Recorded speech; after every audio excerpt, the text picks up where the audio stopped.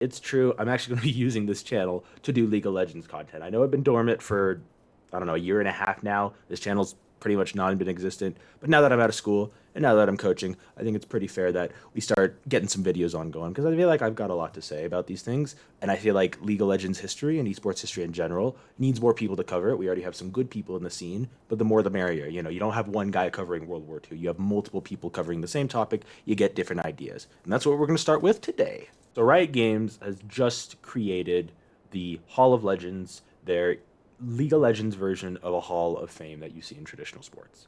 This is actually something that I kind of would have thought they would have done earlier, but esports hasn't really had a Hall of Fame. You know, there was a couple tries.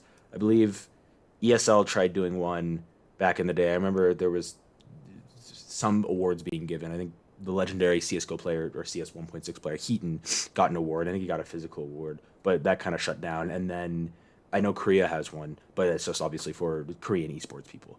So just a general Hall of Fame for League of Legends for the game specific, I think is quite a good thing for the scene. Hall of Fames are very important in kind of showing not just who the best players are, but the history of the game. You know, who's the best when, where, how. You know, the NFL has done great in terms of their Hall of Fame, in terms of telling the history of their game, going back even before the NFL existed. They have people in there before before 1920, before, in the early 1900s when football was just being played at colleges and wasn't a professional sport in any way, let alone there was professional sports.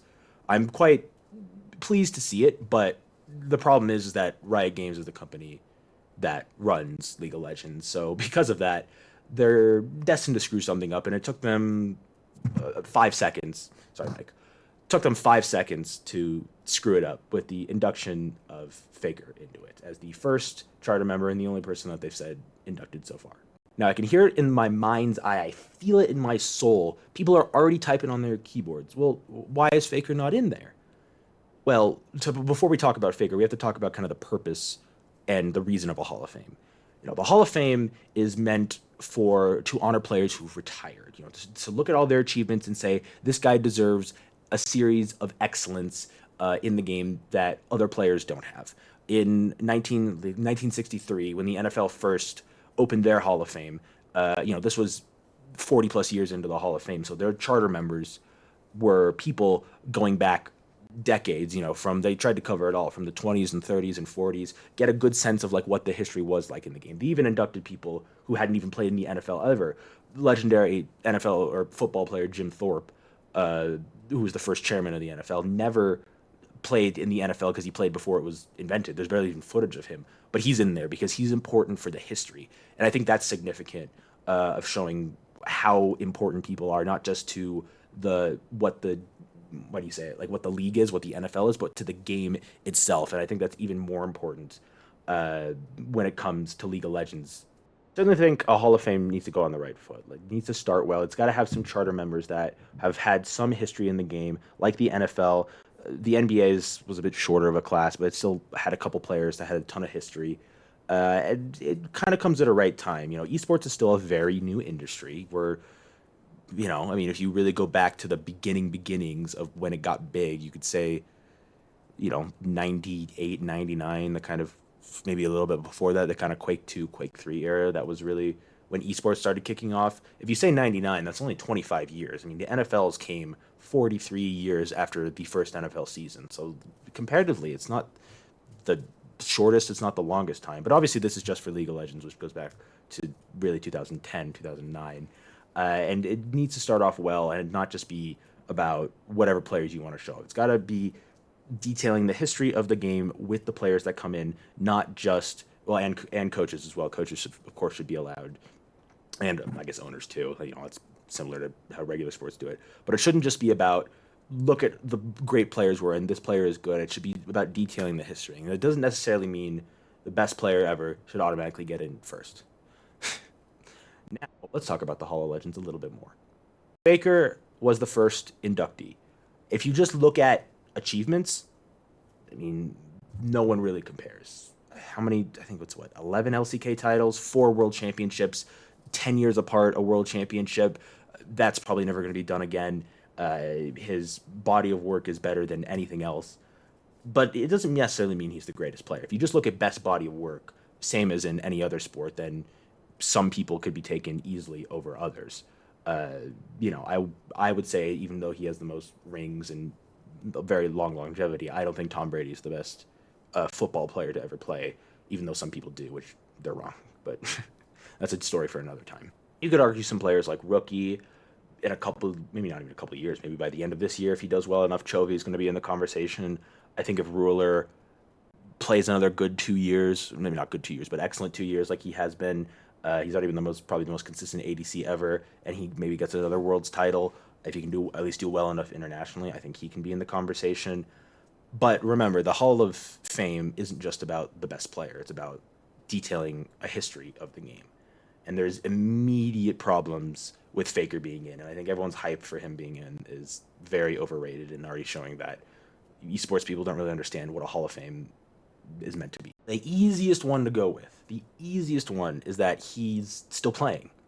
Like, it doesn't matter all his achievements. It doesn't matter that he's, at least right now, for at least probably another 5 years, he will stay as the most decorated League of Legends player ever and one of the most decorated esports players ever. Obviously, a very famous name, the most famous name League has.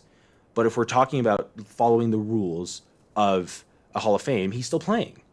He still has more to achieve, and I don't think it's fair to put him in the Hall of Fame right away when he's still playing. The fact that they put Faker in immediately and with the subsequent Ari skin coming out tells me the obvious, which is, the obvious is that Riot doesn't understand anything about esports, or the fans don't understand anything about the history of esports as well. But not only do Riot Games don't understand esports in general when it comes to their games, at least one game I don't know about Valorant, but they don't understand how important that history is and how detailing that is so important.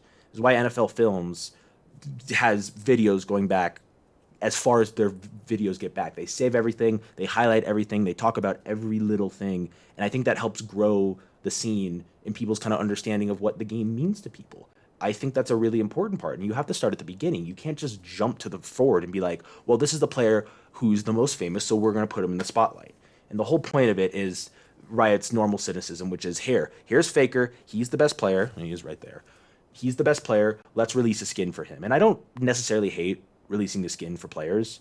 Ari is a good skin for him too, because he's probably the most famous Ari player ever. His Ari play has maybe not the most famous League of Legends sequence in history, but maybe the best one, where SKT's playing OMG in 2013 Worlds in the group stage, and they just kind of run up the mid lane like 19 minutes in, getting turrets and kills, and Faker hits charms over and over again. That's such an iconic play. I wouldn't hate for that to be kind of immortalized with a skin, kind of like how CSGO immortalizes some of their maps with their famous plays. I don't hate that. It's just that if you're basing it on the fact he's in the Hall of Fame, then that skin shouldn't exist. He shouldn't be in the Hall of Fame yet.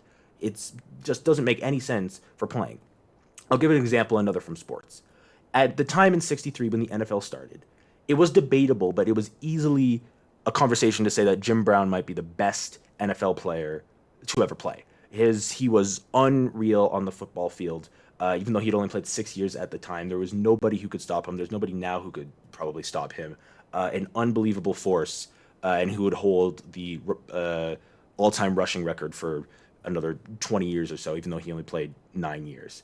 But even though he might have been the best player ever, he was still playing. There was no reason to put him in. This is also not only why the NFL, the NBA, the MLB, they all have, they don't let players who are playing get in.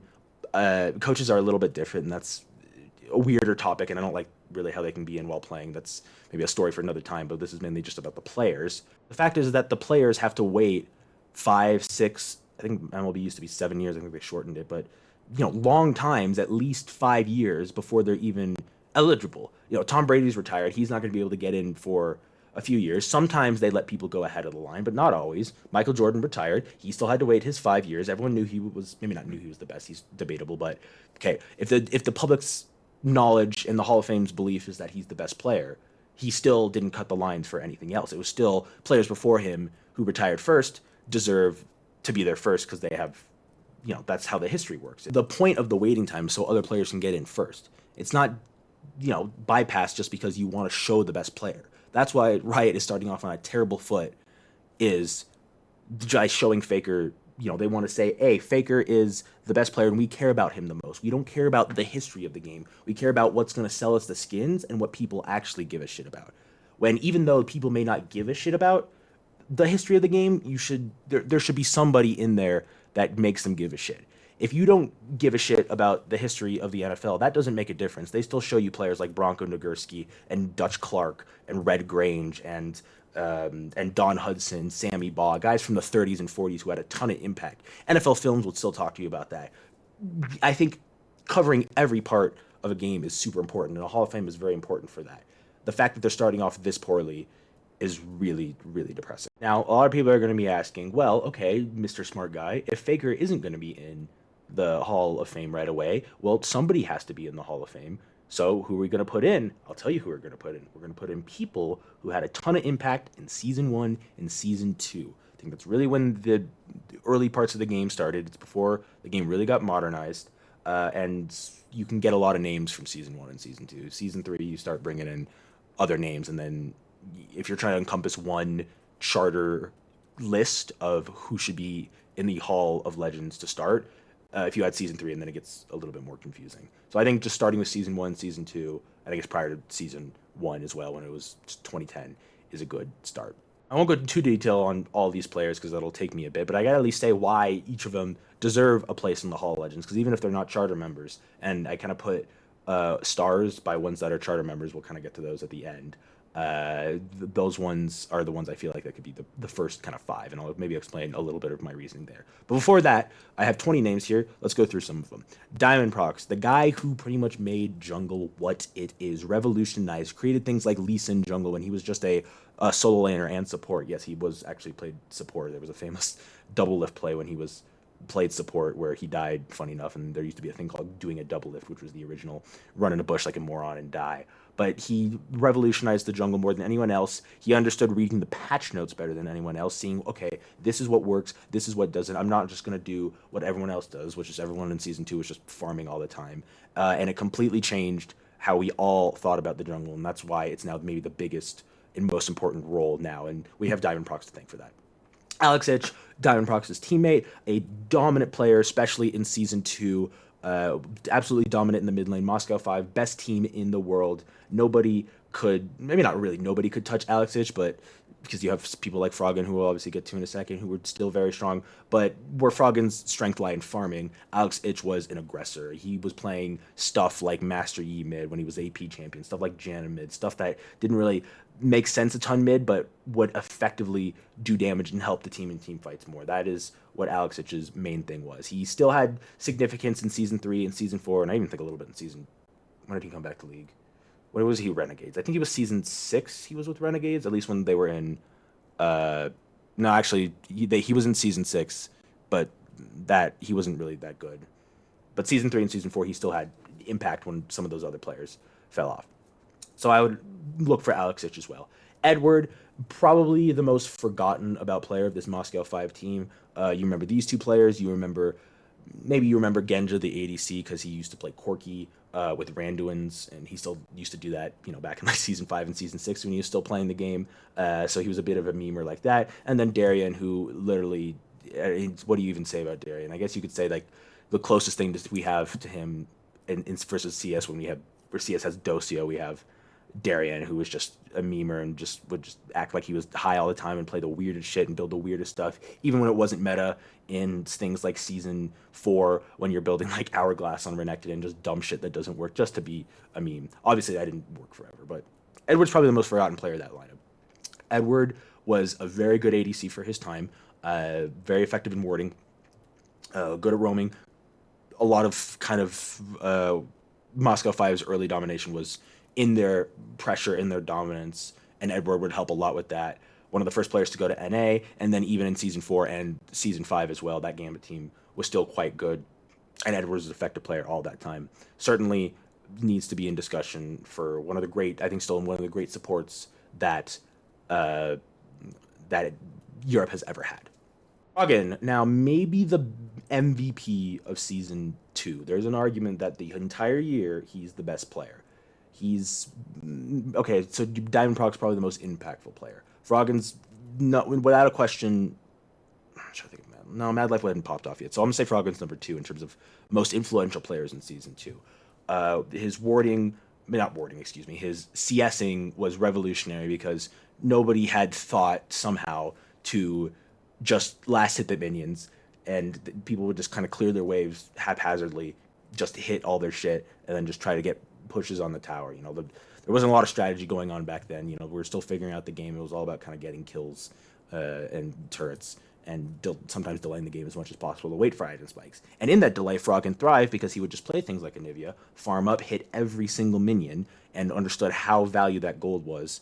And he was able to dominate games because of it. Season 2 and Season 3 and Season 4, this guy was the best mid laner in Europe and always would contest with some of the best, some of the world's best players. His style kind of fell off because he didn't really adapt as much when you got to the later seasons, when it wasn't just all about CSing and some more activity needed to happen. But that doesn't discredit especially his first 3 years, Season 2, Season 3, and Season 4. This guy absolutely deserves to be in the Hall, and is actually maybe, like, if I had to pick a 6th or 7th player to bring in the Hall out of my first 5, I would probably pick him. Shy, not the Shy. That's a different Shy. I can't believe I have to explain this.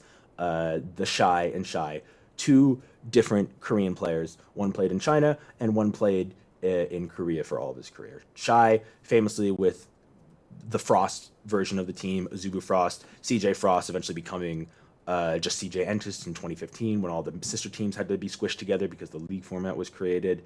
This guy came in post the 2012 spring season. I was an absolute force with the team, and was arguably, I'd say, probably the best player on Azubu Frost in season 2. This guy was very, very smart in terms of how he understood how the lane needed to be played at a time when it wasn't very normal. He would play weak side a lot. His weak side top lane, very strong. He played things like Jax, things like Shen. Look for where he could make impact on the map later on, draw attention to him, and then this guy just had incredible mechanics. Completely forgotten about player, but he's one of the best, I think one of the best top laners ever, and still. He's actually my personal favorite top laner. I love the way he played, and that's kind of what made me him and another player on this list, which I think you'll figure out who I'm talking about. They maybe become CJ Entis fans before that team dissembled. So absolutely, he should be considered for the Hall of Legends. Reaper, we may now know as a coach, our previous coach, most famously for Cloud9. But before then, this guy was the first great in the line of carry Korean top laners. He was before Shy, but Shy was sort of a carry player. He was more of a weak side player, so that wasn't his focus as much. But Reaper was really the first one. He won the first ever OGN split with in 2012 spring, the one that Azubu Frost lost to, which allowed them to bring in Shy. Or I guess they weren't Azubu yet, but whatever. The Frost and Blaze, we'll call them. Blaze, that had they would have famous people like Ambition, Lustboy, Captain Jack, Helios. This was pretty much the Blaze team before Flame got there, and Flame arguably became the best player in the world, but he's a bit later, so we kind of left him off the list. This guy had a very, very good habit of taking players who were shit, who were nobodies, and taking them very far. He famously won in 2013. He won. What IM was it? I think it was IM Cologne. I think it was, but it was against. Was it against Gambit? I actually forget. But it was on. It was an S. No, actually, no. It was It was late 2012. I still don't remember which teams they played against, but he was on an SKT team that won a tournament that had nobody else, pretty much. Yeah, so his SKT team in IEM Cologne 2012 beat MYM, which was a Polish team at the time. This was pre EU LCS, but it was still a decent team. I'm trying to think I think a couple of those players played in EU LCS, but none of the players, they beat nobody you knew. And then they beat Fnatic, and this was the beginning of season. Well, this was season going into season 3, but this would have been looking more like the season 4 Fnatic with Peke, Soaz, Cyanide, and Reckless, because some tournaments he could play, some he couldn't, and then N-rated as support, which was a very, very good team at the time. They had gotten second at IPL 5, which arguably was the most stacked tournament, maybe still ever at the time. You could make a debate now of some other tournaments that maybe are a bit better, but still one of those famous tournaments ever, the last great open circuit tournament. Fnatic got second, and this SKT team that had nobody on it, you would recognize none of these names except Reaper. That team took it. That alone is an amazing accomplishment, but all the other things he did, the fact he started early season one and came in season two and was a dominant top lane player and was the best player on that Blaze team, he does not get enough credit, but he absolutely was the kind of first to show that, hey, top lane can be a carry role too, and that's why he deserves to be in the Hall. This next one's a bit of a weirder one. I don't know if I'd put him right away, but I kind of was thinking that if you were to put an NA player in there, I think a lot of people would say double lift first. He started playing season one, season two, got to his first world championship. Didn't really win a split until season five, but pretty much when he left CLG, he went on to have, his illustrious career and being the most successful North American player ever, and probably the most skilled American player ever. But I think the guy who kind of gets overlooked, especially for the first 4, even 5 years, is Xpecial. He was the best support that North America had. He was a very good engaged player. In season three, he showed things in NA like Thresh and other of those engaged champions that really kind of started, more North American players playing that kind of support rather than the kind of typical ward bot supportive support that you would see more in season two. Obviously, he got that from a certain player who we'll get to in a second. But I figured if you wanted another NA player, certainly one that was still great in season one, besides Double Lift, we think Xpecial should be on there. Maybe not right away, but if we're looking, I'm just remember looking at great players from the early days, and I think Xpecial at least deserves some credit. Hey, who knew Prey was this old? A guy only retired a couple years ago, but what a career Prey has had. One of the most consistent ADCs ever, almost like probably a career that's been surpassed by Ruler, but somewhat similar. Started playing in season two with the great Najin Sword team, led by the other kind of carry top laner of that era, Maknoon, who didn't get on this list. It was kind of one of the ones I had to cut off. But this guy was just so consistent throughout his entire career. I mean, many world championships he went to. I mean, he was, 2, 3, 5, 6, never won a world championship, unfortunately, but did a lot with a lot of different supports, continued to play long into his career. And I think the jump that gets underappreciated is being able to do well being able to do well in seasons 2 and 3, and then being able to do well in seasons 5 and 6. That's when the game was building itself. That's when the game was extremely different from season 2 to season 6. And still being able to be that well, even as an 80 carry, a lot of others 80 carries fell off. The fact he was able to be that good for that long, absolutely one of the best players ever, and should be in the Hall. One of the first great, not even one of the first great Chinese mid laners, the first great Chinese mid laners, and one of the first great mage dominant, lane dominant players that the world saw. He was part of the WE team, the famous one that had another player on this list, along with players like Clearlove, who also kind of fell off. He didn't really get good until he kind of got into the EDG days. Maybe not good, but more world class, I guess you could say.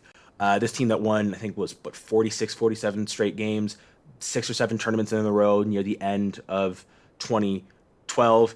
They arguably could have won. They had a chance to win season 2 Worlds. I think that's underappreciated, but because of the not DDoS issues, but because of the Riot stage canceled issues, they had to replay those games a couple of times, which I think affected them a little bit. There probably would have been more of a chance for WE to win. But Messiah is obviously famous for his TF play, which is you play TF, you go in the middle of a team, you Zanyas, you bait everybody, and then it lets your whole team come in because they think, oh, here's a free TF, let's kill him. Nope, surprise, it's the other team. He was also one of the first to use kind of champions like TF and others to be heavy engaged champs, which is certainly not seen back then. Absolutely a great player, certainly forgotten about, and he shouldn't be forgotten about. Doublelift I already mentioned. He doesn't really need any introduction anyway. We all know who Doublelift is. We all know his consistency and greatness over the years. Maybe not so much internationally. He had some issues. I think if he would have gone somewhere international, he would have been better. I think if he continued to be like a season 2 circuit style, he could have been one of the best players in the world like he was back then. But it's Doublelift. There isn't really an argument there. And then the last two who aren't starred, I think, are maybe players people don't know, PDD and Zhao Zhao. I think China deserves some more encompassment than it has on, if to make an inaugural list. I think a little bit of every main region should be, excuse me, I think a little bit of every of the main regions should be kind of brought together for an inaugural list, because you're talking about, hey, this is the beginning list, this is the first history of list players we want. You shouldn't leave anyone off that'd be egregious, but I think it's important to show some early people in the history. PDD, Zhao Zhao, two excellent players from an IG team that made Season 2 Worlds and was a very good team in domestic China. There are three other players, or players you really wouldn't know. Uh, they had a guy called Illusion, who was their jungler. Didn't really do anything else besides then. They had Zatai, who's their mid laner, who some of you may know became a top laner, and was a top laner on, I forget which RNG team that won a split. I forgot which one it was, but it was on one of them. He was a top laner. He would switch to top laner and have a little bit more success in a career. And then Kid, who went to Season 5 Worlds with that same IG team, but didn't do anything else besides that. These two guys were very dominant. PDD was an excellent laner. He was an amazing Rumble player. This guy was so dominant, could carry games all on his own, push himself right into the front of teams, and was just completely dominating. The best top laner China had for really a couple years. I mean, this guy was. I'm trying to think who would surpass him. When did somebody surpass PDD as the best Chinese top laner? I don't know why it took me a while to think of that. Going didn't take too long to pass PDD up. That's just probably why he's forgotten a little bit in this era. But that doesn't discount his greatness to start in China. And Zhao Zhao, I think, can be looked the same way as PDD. Remember, China was, especially in the early days, was known as the aggressive region. Zhao Zhao and PDD both fit this way. Zhao Zhao, a very aggressive support player, like things like Alistar, like things like Thresh, was very famous about using his ult. He had a nickname in China. I forgot exactly what it went down to, but it was about he using ults. He got famous for Thresh's box and then Sona's crescendo. For anyone who doesn't know, Sona's crescendo is like a very long line now, but it was like that length, but like twice as wide. It was a way better ult, and it was a champion Wade played more, so you could be way more aggressive with it than you can now. Which, even though she has some damage, it's still kind of tough to do that, especially in lane.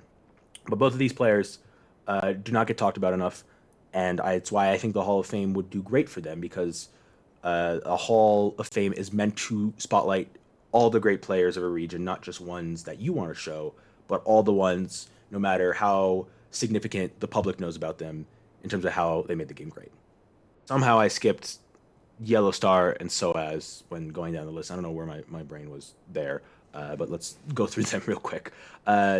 Yellow Star started out as an ADC in Season 1, went to Season 1 Worlds, was the guy who made 4 World Championships, actually 5, no, he didn't make Season 6 Worlds, 5 World Championships in a row, which was a big deal at the time. I believe it was him and Dyrus were the only players to do that at the time. I actually don't even know who's done it now, but he had incredible consistency. He was a great leader, especially I remember him in Season 5, even though he was still a great support player for, say, seasons when he changed to support. Season 3 Part 2, Season 3 Summer, and then Season 4 he was still a great support. But I remember Season 5 very well because he was such a leader to such a young team, and brought them so far, having them win two splits, one undefeated except for playoffs where they only lost 2 games. So a 24-2 record in a split is quite good. Yes, they had Reckless, but there's still new players to be had, and there was a team that shouldn't have done well in Season 5 spring split of EULCS, and they did very well. And of course, he was a great ADC before that. Maybe not as great as he was a support, but he deserves his credit as an ADC. He wasn't as much of a mechanical player, but he was a very, very smart guy, and that's what made him such a great leader and an effective support, even if he did get a little bit famous for missing some things.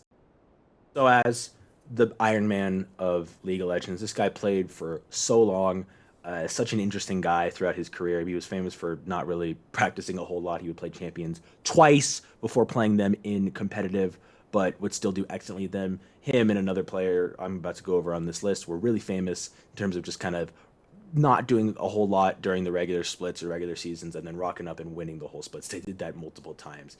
And he was just so consistent throughout the entire career. Could play weak side very well, could play strong side very well, could do pretty much anything.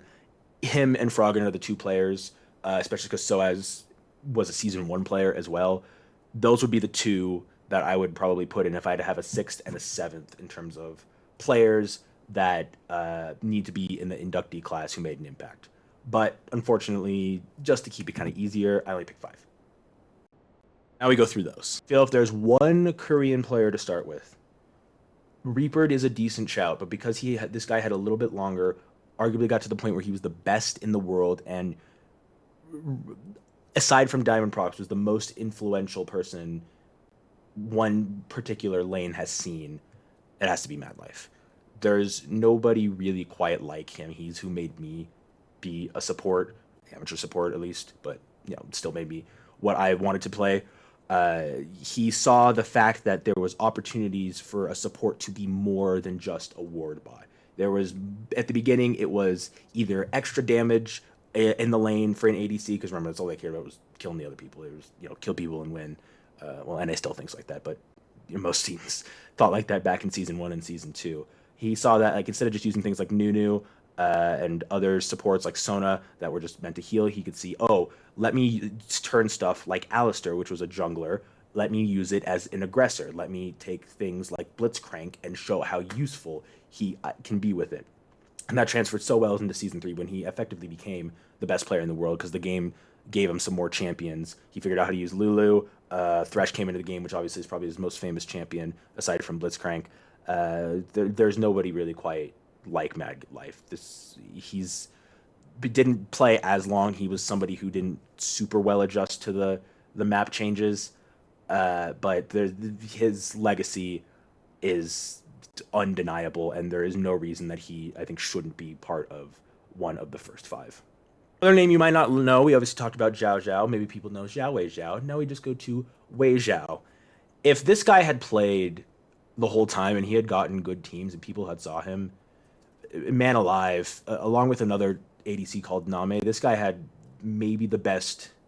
Even now, yeah, I would maybe say even now this guy maybe had the best spacing I've ever seen an ADC have. His spacing was just perfect. He just took things like Caitlyn and Corki and Ezreal, was always in the right place at the right time, would always do an insane amount of damage, was really the first great carry ADC. I would say for a long time he should have still been considered the best ADC ever, even going into like Season 6 and Season 7, before Uzi had really done anything, before Ruler had done anything.